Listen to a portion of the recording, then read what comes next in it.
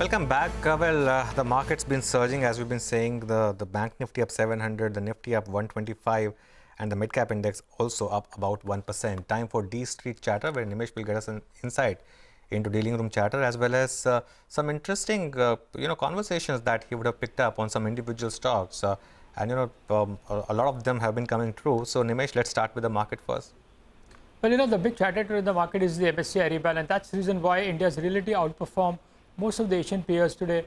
And it's largely led by financials. So Morgan Stanley expects the MSCI region to have $2.5 billion of inflows and largely into the financials, especially the Kotak Bank. So that stock is up 10-11%. And all the other MSCI related stocks have been buzzing in trade today, leading to 100-point rally in the Nifty.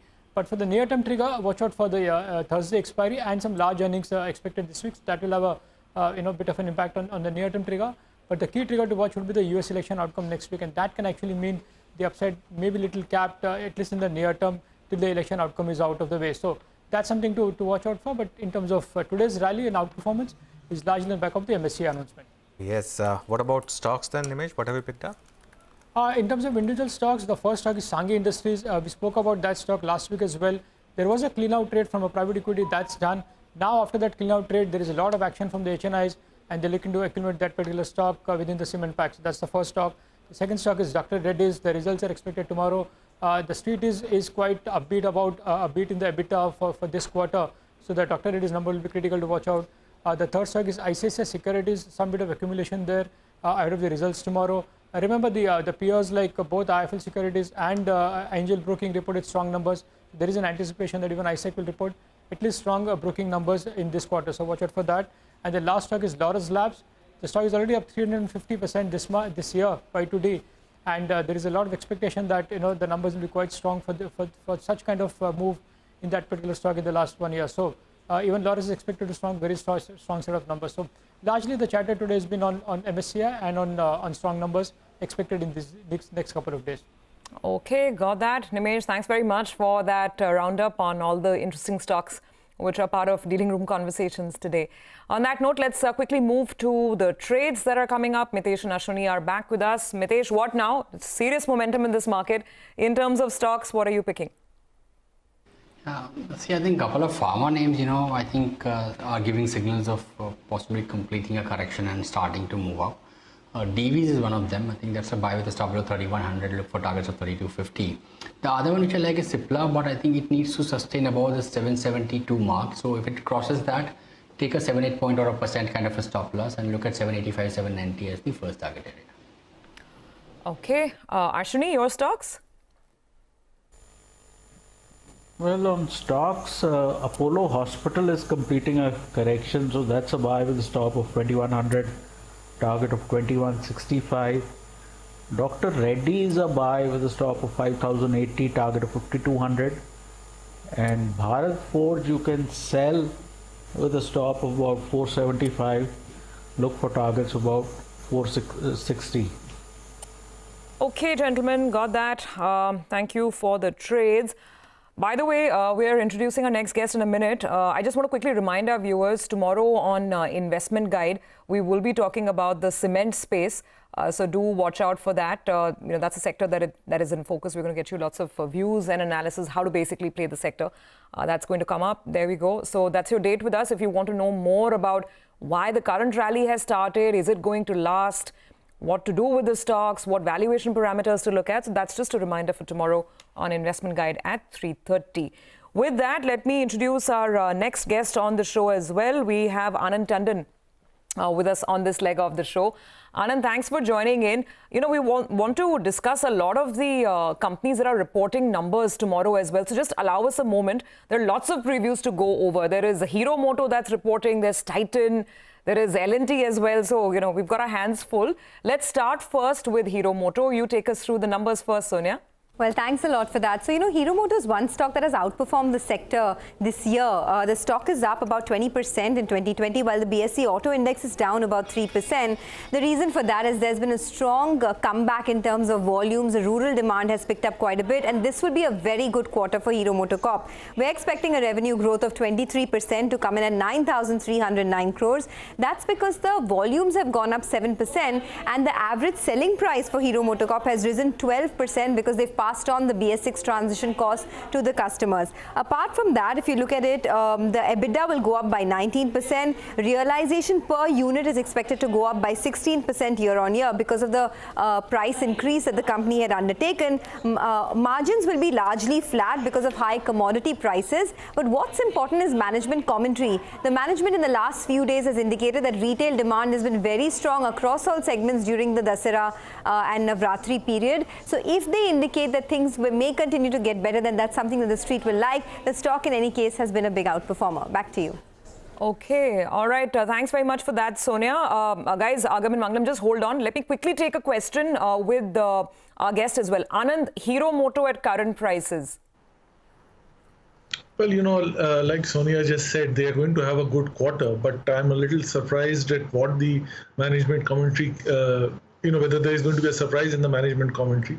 We heard Bajaj coming through just a few days back mentioning that, they are looking at the two-wheeler still, suffering from COVID and related problems. And he, in fact, I think mentioned, of course, you have to discount the fact that it was competition, but mentioned that perhaps the lower end, which is where Hero dominates, may be one of the worst affected.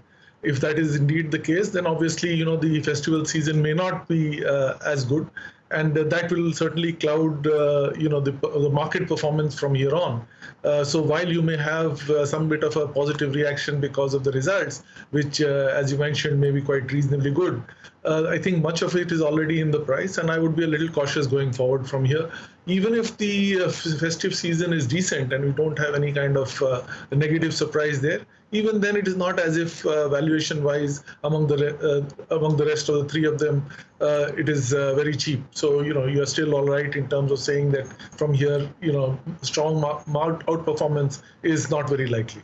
Okay, the next one on our radar, of course, is the big boy, Larsen & Toubro. And this time, the expectations get lifted a bit because there's going to be a special interim dividend as well. Agam, what are the expectations? That's right, Anuj. Well, there certainly is a little bit of a pickup when it comes to execution. However, on a year-on-year basis, it may still be a somber quarter. We're expecting a 12% decline in terms of revenues, a little more contraction, as much as 170 basis points in terms of its EBITDA margins coming in at around 9.7%, and profits are likely to see a decline of as much as 50% year-on-year.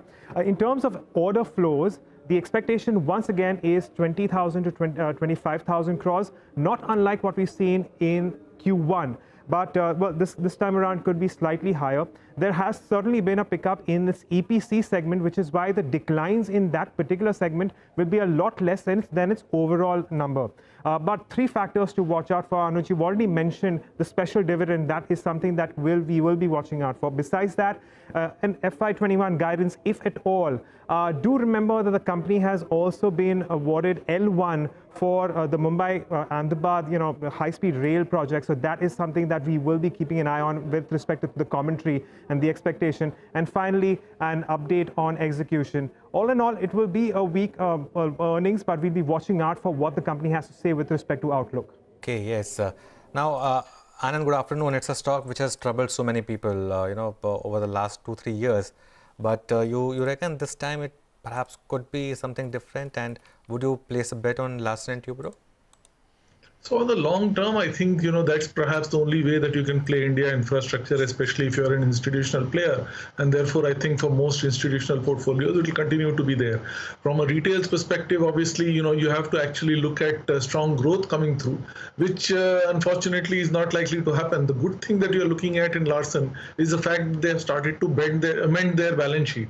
They have been doing some sale of some of their divisions. They are trying to reduce their debt. They are trying to make sure that they get into more of the higher margin products and so on. So overall, there is a focus in terms of improving margin and improving ROE, which is a positive and will sustain in the longer term. Near term, I'm not necessarily very sure, except for the fact that it's been a gross underperformer, and therefore, if you were to have another rally just because, of the dogs of the Dow, as it were, then certainly Larsen would be something that could be expected. But from a portfolio perspective, I don't see any reason why you should not be holding on to some allocation, albeit, perhaps underweight.